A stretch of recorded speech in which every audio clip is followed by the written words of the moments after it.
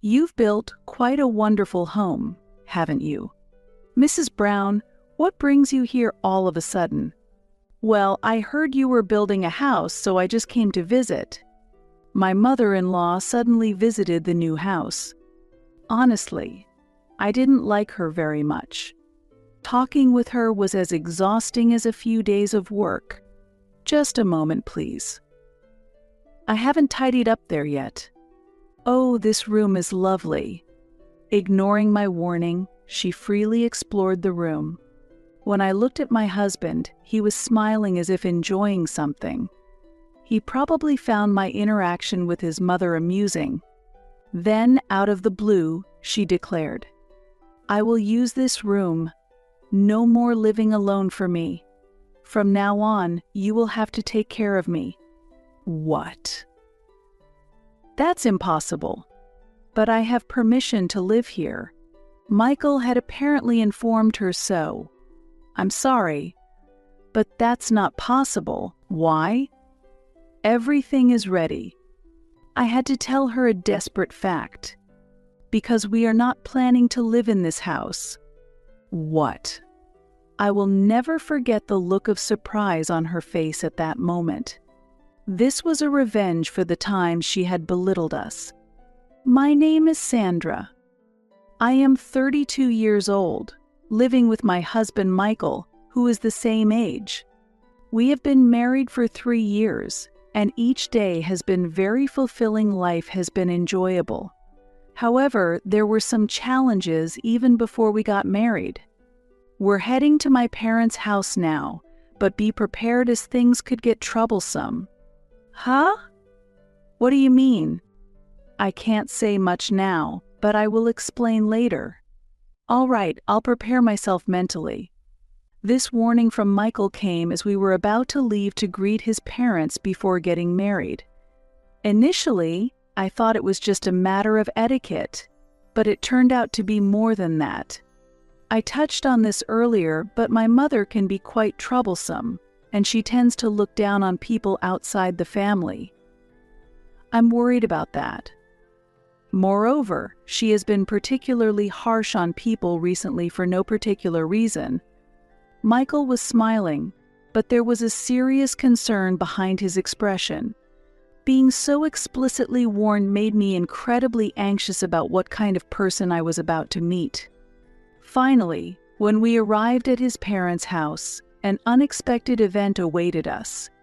So, could you tell me about your siblings, Sandra? I have one younger brother.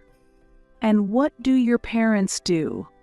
My father is a university professor, and my mother is a housewife.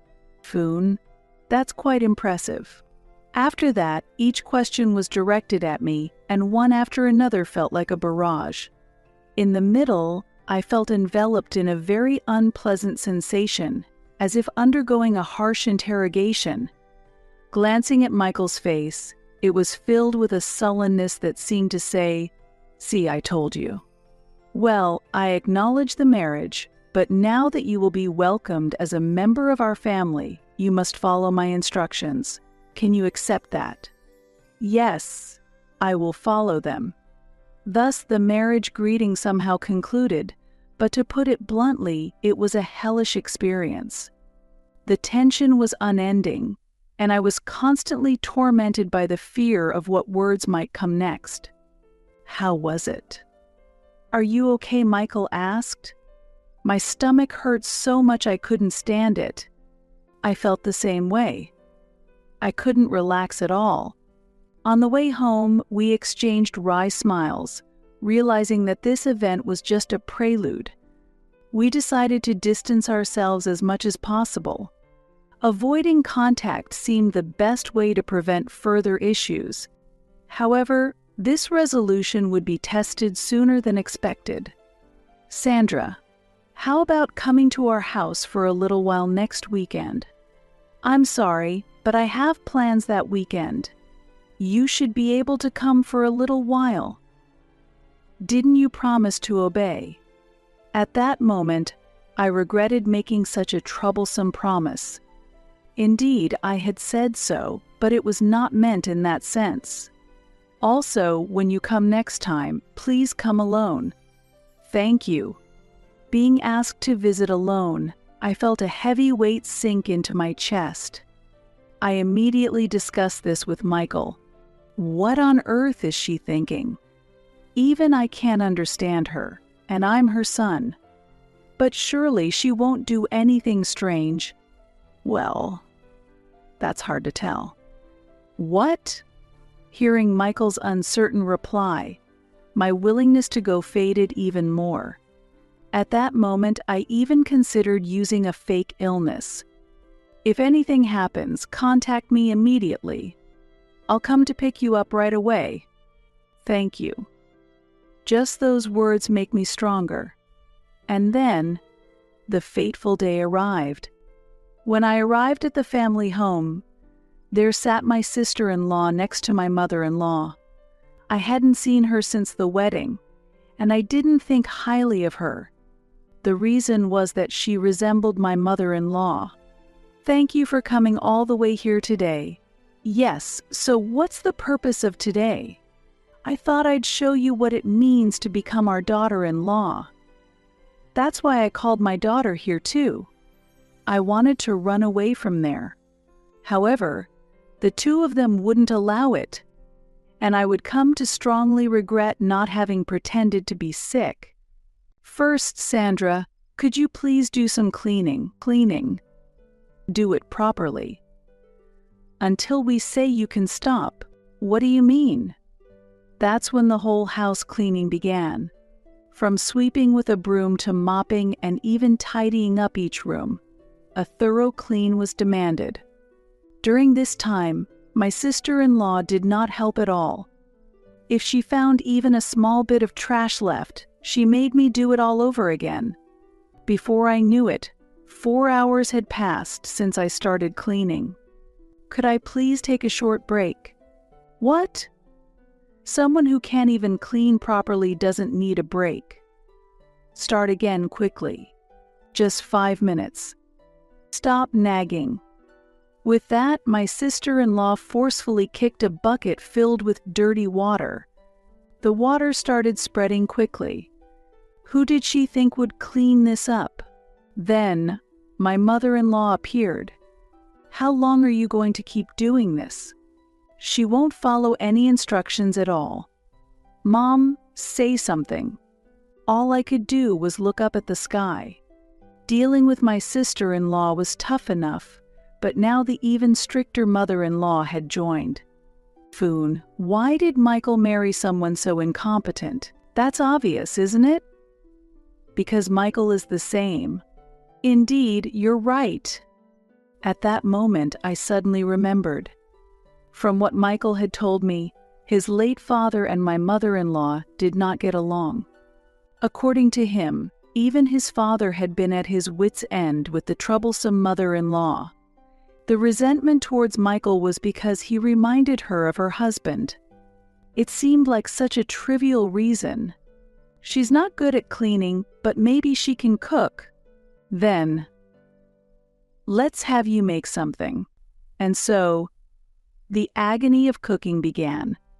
I made several dishes, but I stopped counting halfway through. How can someone make such horrible food? Really? Even my child wouldn't make such food. Did you hear that? If you understand, then hurry up and redo it. I tried to make it again, but I had already reached my limit. If I continued to obey them, I would break down both mentally and physically. The moment I tried to reach for my smartphone. What are you hiding and doing? After that, my smartphone was snatched and thrown outside. My last hope was lost. I no longer knew what to think. When people become desperate, this is what happens. Truly a useless daughter-in-law. Can't you even see the meaning of life? Mom, isn't that a bit too much? Even if it's true, don't you think that's a bit cruel to say? The two of them were laughing heartily. Just then, the front door opened and someone came in. I looked up, exhausted. There stood Michael. Sandra, let's go home. What are you talking about? Her education isn't finished yet. What are you saying? This is clearly abuse. What? You have no right to say that. Quietly, Michael took my hand, and we left the house. His demeanor was like that of a prince. Behind us, my mother-in-law shouted, "Do you understand what the consequences of doing this will be?" "Whatever, I'm taking her home." This is how I was freed from that torment. Sorry for being late. It's okay. I believed you would come. I couldn't get through on the phone, so I hurried over. I got stuck in traffic on the way. I see. Ah, the smartphone they threw away is still there. They did that too. Michael couldn't help but sigh. Honestly, I never want to go back to my in-laws' house again. Although I was somewhat prepared, it meant nothing in front of those two. To me, those two were no longer mere humans, but something else. But I'm really worried if this is really okay. I can't get what your mother said out of my head. Let's just ignore all contacts from them for now. It's best until things calm down. That's true. Despite intermittent contacts from my mother-in-law, we consistently ignored them. Our peaceful life continued. Then, one day, about 3 months later, the doorbell rang. "Hey, was someone supposed to visit us today?" "No, we didn't have any plans." When I went to check the front door, there stood my mother-in-law, who I had been desperately hoping to avoid. It was the worst possible timing. "It's been a while. I've been trying to contact you, but you've kept ignoring me." My mother-in-law entered the house boldly. It was clear that this would lead to troublesome situations. "Mrs. Brown, why are you here?" "What? Am I not allowed to visit?" "I just came to check on my son." But to visit without any prior contact. Michael seemed helpless in front of his mother. I started to look for a way to send her back. I didn't want our stable days to be disturbed any further. By the way, this house has no charm at all. "Do you actually enjoy living here?" "Of course. We just don't waste money on unnecessary things, unlike some people." "Are you referring to me?" "Not specifically." A confrontation with my mother-in-law seemed imminent. I just wanted her to leave as soon as possible. However, there was no sign of her leaving. At that moment, Michael stepped in. "Sorry, but we're actually heading out now, so it would help if you could leave for today." "Well then, I'll wait here." "Have a good time." You're not trying to get rid of me by lying, are you?" I could feel the malice in her character. It was clear that continuing the argument would get us nowhere. In the end, we changed our plans and went out.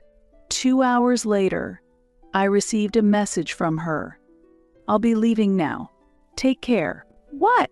"Mrs. Brown, wait a second." The call ended abruptly.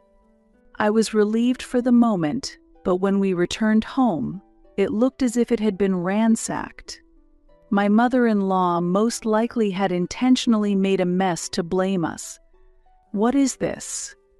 It might have been revenge. Anyway, we need to clean up. We continued cleaning up late into the night, not finishing until after midnight. We reached the point where I felt we no longer needed to hold back against my in-laws. We resolved to find a way to retaliate against my mother-in-law. Although my sister-in-law was also problematic, we expected her to self-destruct, so we decided to just watch and not intervene. I've reached my limit. I want to do something about this stress before it destroys me. It's unbearable, even though she's my own mother. What can I do to teach her a lesson? If only there was a way to change her fundamentally. But is that really okay? I have approval from Dad. He said I could do whatever I wanted before he passed away. I'm relieved to hear that. Then there's no need to hold back.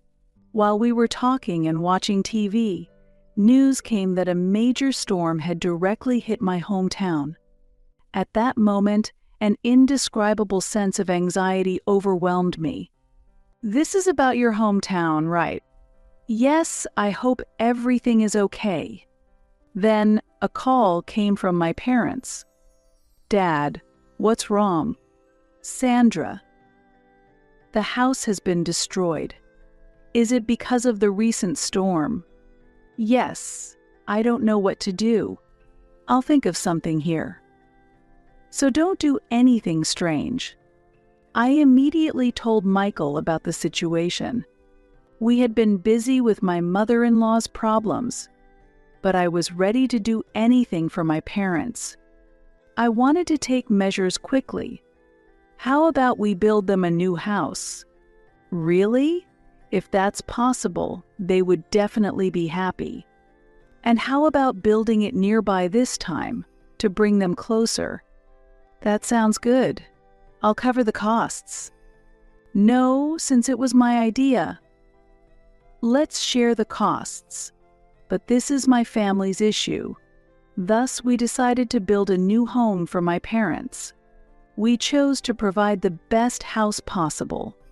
The total cost amounted to $800,000 money we had saved from our past efforts. I did not hesitate because it was for my parents. They will surely be happy.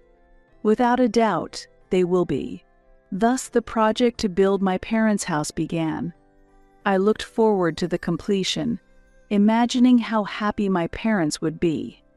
The construction progressed smoothly and was nearing completion when, it seems Mom has done something again. What has she done?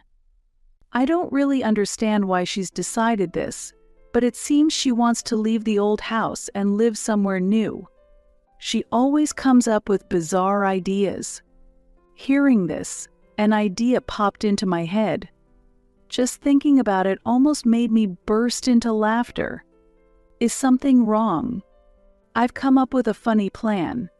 If it works, we might be able to surprise your mother. What kind of plan? It sounds really fun. Tell me more. I shared the plan with Michael and asked him to implement it once the house was finished.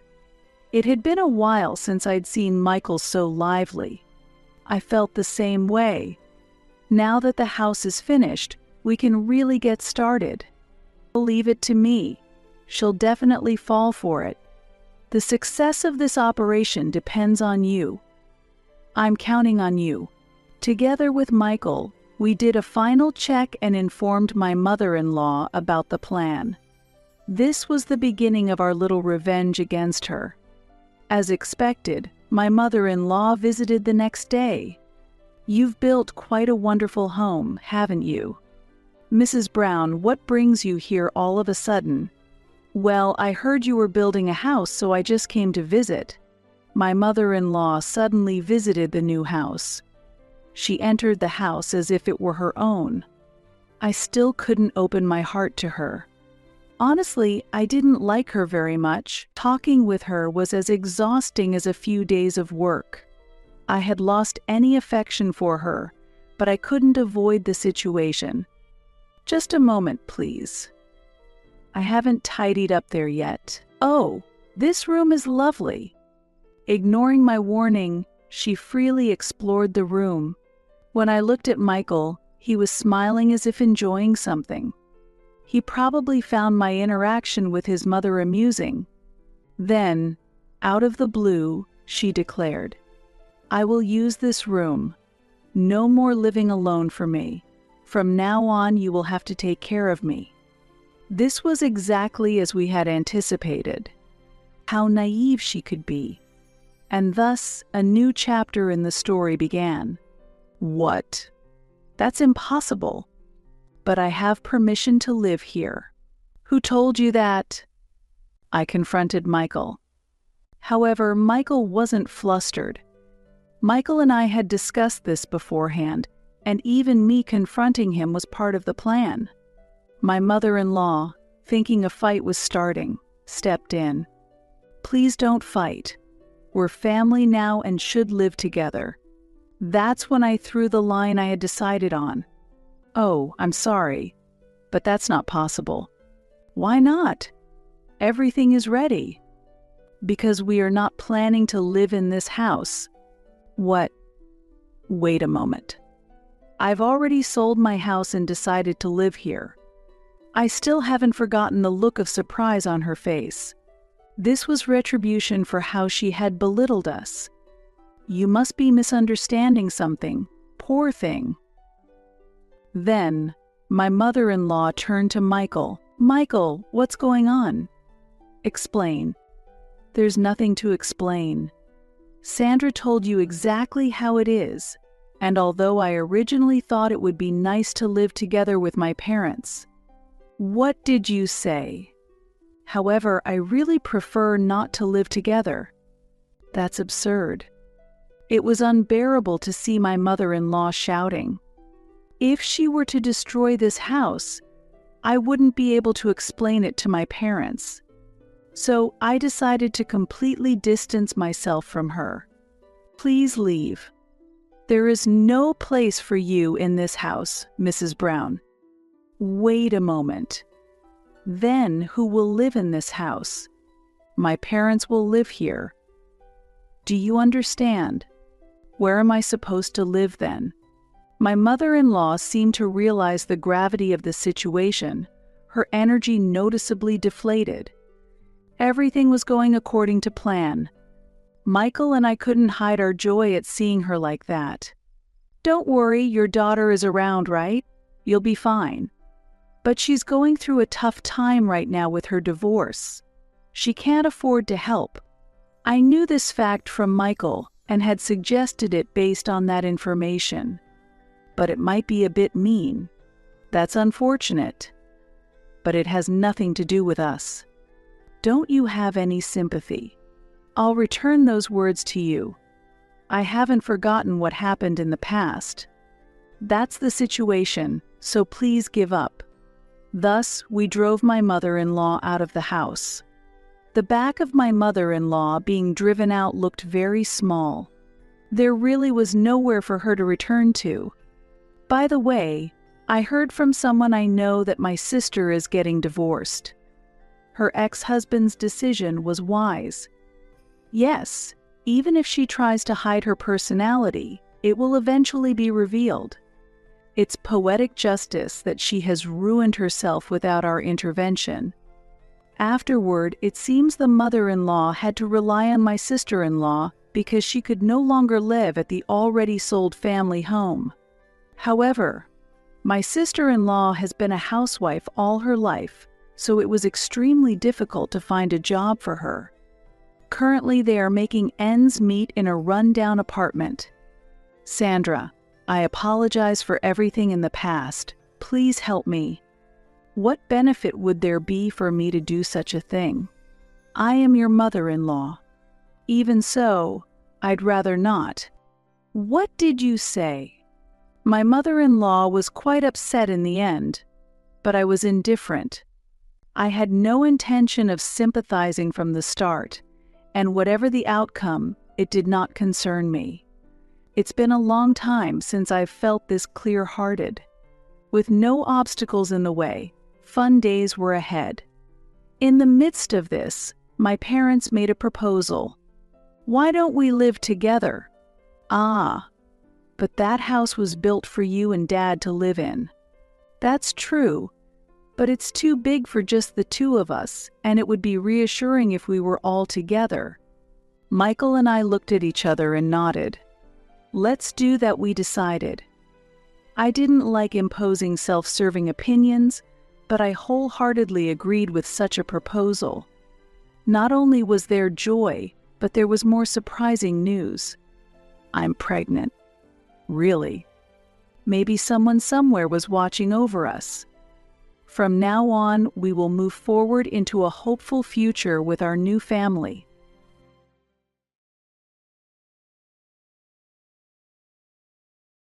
"We're going to live in this house. You need to leave." It was at that moment that the cunning strategy of the calculating mother-in-law was realized. I had my doubts about my mother-in-law's unusual attitude from the beginning. However, my lack of attention led to a mistake that, in the end, caused the outcome my mother-in-law intended. I was filled with regret, wishing I could have made a different choice at that moment. But it was too late to take action. The divorce papers I impulsively filed were also part of her plan. However, I never imagined that my lack of planning would cause a significant disruption in her scheme. As is often the case in stories, schemes of people who are jealous of the successful and behave in a shady manner often end up not going as they had planned. In the end, only those who are sincere and kind receive the benefits of fortune. My name is Isabella. I quickly became close to my husband, Gabriel, whom I met through a friend, and we soon started dating. Gabriel was 9 years younger than me, but I was swayed by his earnest pursuit, and we got married. However, Gabriel's attitude changed significantly after our marriage. The affectionate gaze he once had disappeared, and his interest in me gradually faded. This change continued even after our child was born, and Gabriel showed no interest in parenting. His job involved frequent transfers, many of which were solitary assignments away from the family. It has been 10 years since we got married, but his return home has become extremely rare. Our son, Sean, is very shy and does not get along with his father, Gabriel. He always hides behind me when they are together. Feeling that I can't rely on Gabriel, I decided to focus on freelance work, which I could do without leaving the house. Since this job provided a stable income, there was no inconvenience in living with just Sean and me. In fact, despite Gabriel's repeated transfers and lack of promotion, I earned more than he did. I live like a single mother, but there is only one problem. That is the issue of living with my husband's parents. In contrast to our cold relationship, my in-laws get along very well, and I have felt envious of their relationship at times.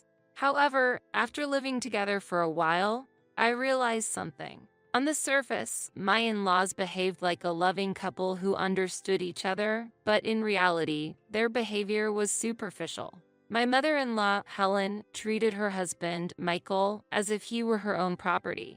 Knowing that he would never rebel, she used this to her advantage and bossed him around as she pleased. Justifying her behavior as a means of stress relief, Helen had a coercive attitude toward everyone, whether they were family members or strangers. Her self-centered and domineering behavior was obviously directed at me, who was living with them, and put me under mental pressure. Her pressure was not limited to domineering behavior. Even after 10 years of marriage, she constantly criticized and insulted me for being 9 years older than my husband, Gabriel. Helen often publicly said, "Poor Gabriel marrying an older woman. He deserves a younger and more attractive woman," hurting me. Ironically, though, the one that proposed was Gabriel. She ignored that fact and continued to criticize me, hurting my feelings in the process.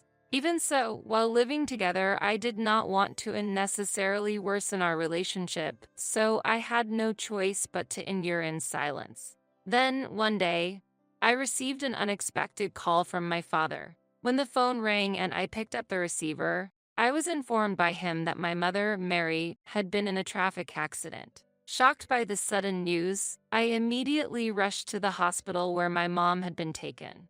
Arriving at the hospital next to my anxious father, my mother greeted me with a smile and said, "Really, your father tends to overreact. Don't worry, I'm fine." Seeing her healthy appearance and cheerful response, I was relieved that she had not suffered any major injuries. However, the doctor later explained that my mother had a fractured leg. Even after surgery, a full recovery was not expected, and she was likely to have difficulty walking. My mother eventually underwent surgery and was transferred to a rehabilitation facility to aim for recovery and return home. After 6 months of rehabilitation, she became somewhat able to walk, but she could not regain her previous freedom and needed a walker even after returning home. After she was discharged, I decided to spend a few days with her and realized that it would be difficult for my elderly father, who suffers from back pain, to support her daily life alone. As a result, I began visiting my parents' house frequently, juggling work, taking care of my child, and dealing with my in-laws in addition to supporting my parents. My mother-in-law, however, seemed dissatisfied with my choice to take care of my own parents and never offered me a word of comfort despite my busy life. Do you not feel ashamed that a daughter-in-law is neglecting her household duties? My husband and I are exhausted from work, yet what are you doing? She continued to criticize. Despite feeling irritated by her words after my tiring days, I managed to suppress my anger and barely managed to respond with a forced smile. Feeling that I could no longer continue in this situation, I confided in Gabriel about considering living with my own parents. Well, that sounds tough, but I'm busy with work. Gabriel responded with the expected lack of interest. Disappointed by Gabriel's half-hearted reception of my desire to leave the in-laws' house, I was disheartened. Well, my parents will manage somehow. What you want to do is up to you. Gabriel's indifferent comment pushed my patience to its limit, and I decided to live with my parents and proceeded with plans to build a duplex house. I informed my in-laws about my parents' situation and the de facto consent I had received from Gabriel. It initially seemed like my mother-in-law would try to stop me from leaving the house, but to my surprise, she smiled kindly and showed consideration for my mother. Oh, was it that difficult? Indeed, it's better to have them close. She responded warmly, which made me suspicious and sent a chill down my spine. I couldn't wholeheartedly accept the superficial kindness of my in-laws and remain cautious. When meeting with the contractor to discuss living arrangements while caring for my parents, for some reason, the in-laws accompanied me every time. Despite feeling uneasy, I couldn't refuse my mother-in-law's strong request and ended up allowing their presence. "We'll be fine, don't worry," they said, observing my consultation with a smile without joining the conversation, but I couldn't understand the meaning behind their actions. Nevertheless, the plans progressed steadily, and the duplex house for me and my parents was completed. Feeling that they were scheming something, I decided to hand over the keys while my mother and father-in-law were at work. After confirming that no one was home, I sighed in relief. That evening, while preparing dinner, my mother-in-law made a sudden, strange suggestion. "I heard the new house is finished. Can I see inside before you move your belongings in? I want to get some ideas for when we might need care in the future," she said in an unnaturally kind tone. Her attitude was clearly suspicious. Overwhelmed by her persistent requests, I eventually agreed to show her the new house the next day. I put the newly received keys in my bag and headed to the car. Strangely, I hadn't seen the father-in-law since the morning, and the mother-in-law said she had urgent business, which felt suspicious to me. During the drive to the new house, my mother-in-law was oddly engrossed in her smartphone in the passenger seat. Though I was driving and couldn't see the details, her behavior seemed unnatural. Arriving at the new house, she looked around restlessly, inspecting the surroundings, while I watched her every move with suspicion and caution. I did not let my guard down. Upon unlocking the front door, she suddenly pushed past me and boldly entered the house. Determined not to let a single scratch mar our new home, I threw my bag into the shoe cabinet beside the entrance and hurried after her. "This house is marvelous," she praised as she walked through the house with a bright demeanor. I closely observed her for any suspicious actions, but nothing seemed amiss at that time. Just as I was about to suggest we leave after my mother-in-law had thoroughly savored every corner of the house, I heard a noise from the supposedly empty entrance. Rushing there, I found my father-in-law smiling warmly. "Finally arrived. You can go ahead and bring the luggage," he called out, and as if on cue, luggage began to be carried in one after another. Confused by what was happening, I tried to stop the influx of belongings but was hindered by my in-laws, and before I knew it, everything was over. "What on earth is going on?" I demanded, and my mother-in-law looked down at me with a smug expression. "We're going to live in this house. You need to leave." At that time, the words uttered by her were beyond my understanding. Hurrying to the entrance, I checked my bag that was supposed to be there, only to find that the master key, which should have been inside, was nowhere to be found. While I was desperately searching the entrance area, my father-in-law appeared with a full smile and declared loudly, "Looking for this? From now on, we will live in this house. I would like you to leave promptly." Holding the master key taken from my handbag, the sight of my father-in-law looking down on me sent chills down my spine. Next to him, I saw my mother-in-law carelessly throwing my personal belongings outside the entrance. Their secretly planned scheme became clear, and I gave them a stern look on the spot. "I understand." I was at the limit of my patience. I quietly stated, feeling the difficulty of accepting the situation. I gathered my scattered bags and shoes and, while holding back tears, got into the driver's seat of the car and eventually left the premises of my new house. Heading straight from the new house to the city hall, I received the necessary documents for divorce proceedings, and upon returning home, I found that numerous essentials, including shoes and clothes that should have been there until the morning, were gone. It was only at that moment that I realized why my mother-in-law was glued to her smartphone during the ride. It was so she could coordinate a plan to take over the new house with her husband. Deeply disappointed, I headed back to the new house. When I pressed the intercom button, my mother-in-law's bright and satisfied voice reached my ears. As if to thwart my attempt to reclaim the house, she locked the door and peeked out through a small gap. When I handed her the divorce papers through the narrow gap, the documents unexpectedly swiftly returned with Gabriel's signature. Just as I expected. "I'm glad I prepared beforehand.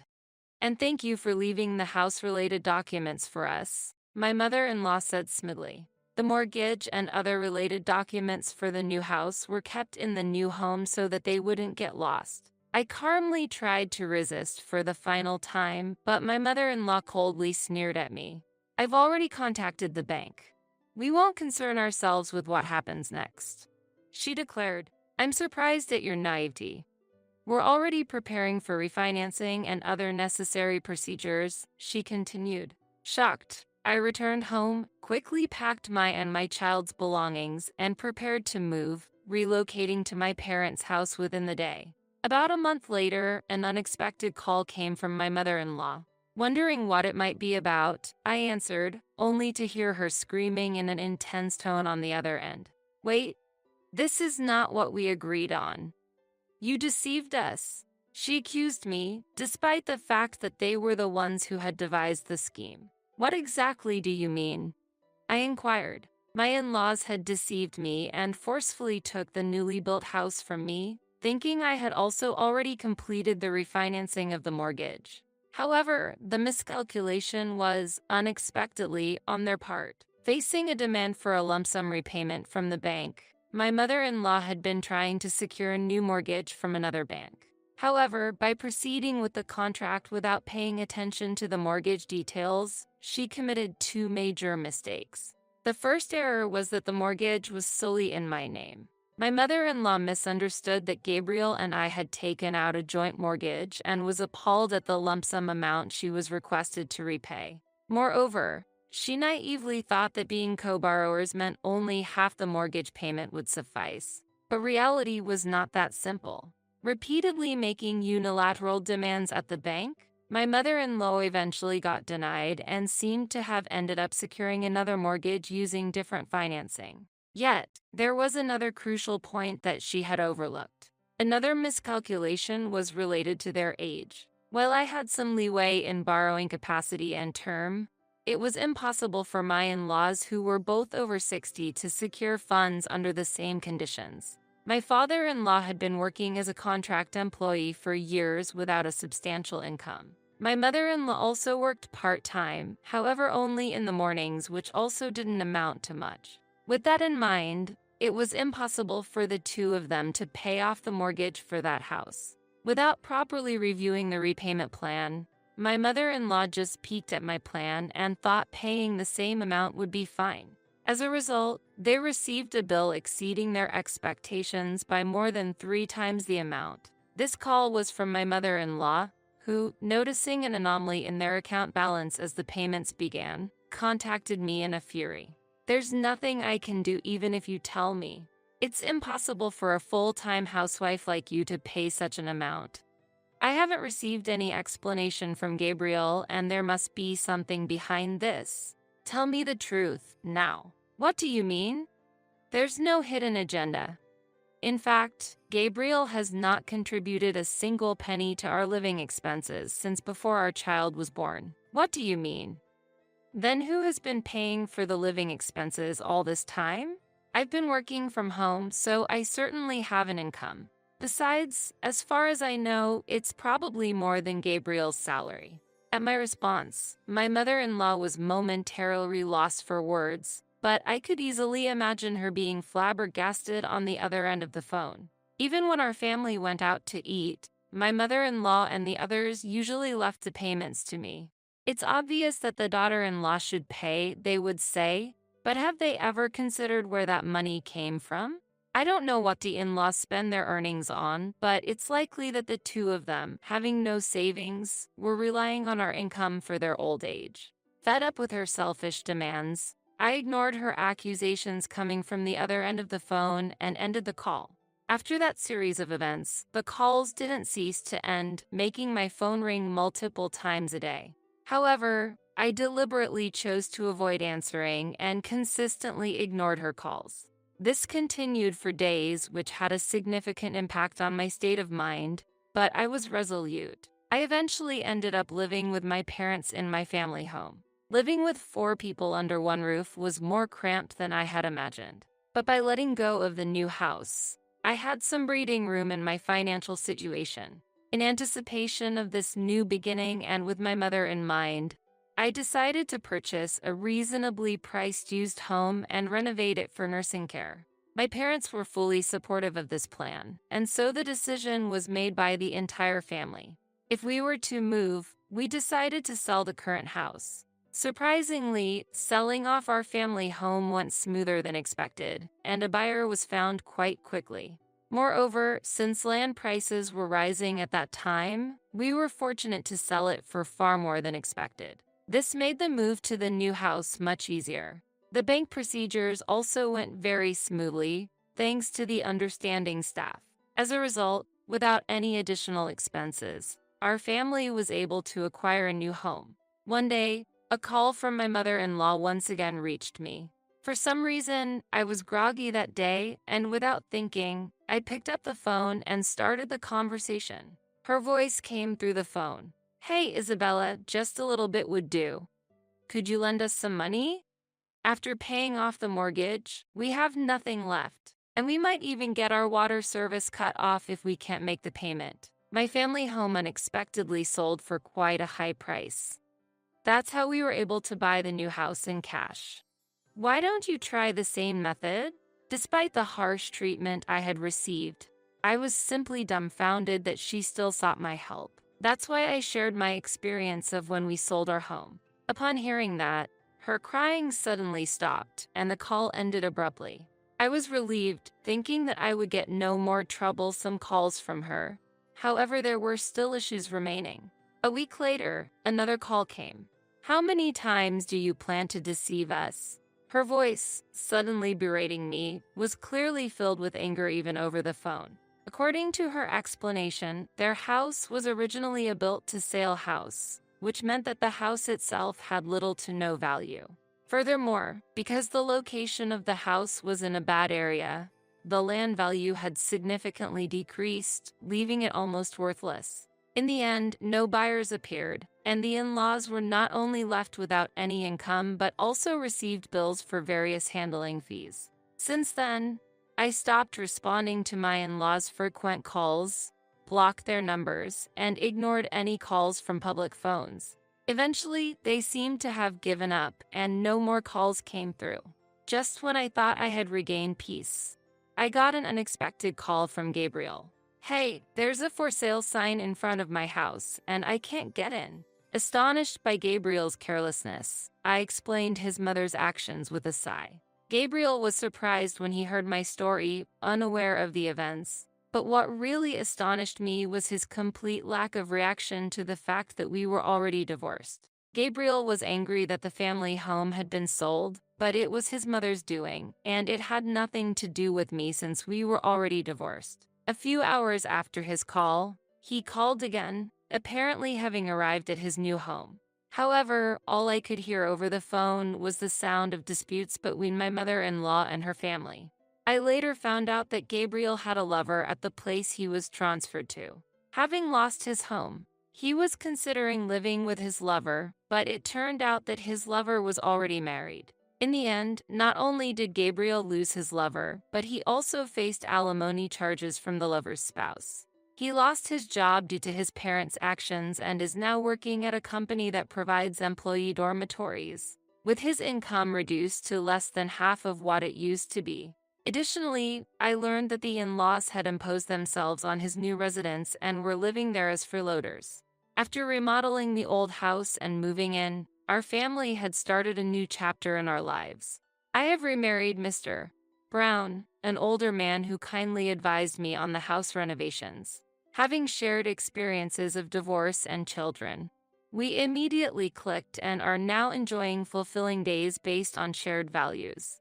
Mr. Brown is warm-hearted and actively helps take care of my parents, using his professional knowledge to quickly solve any problems they face, which is incredibly reassuring. While caregiving is challenging, I am deeply satisfied with my current life, living peaceful days with a true Swashi husband and lovely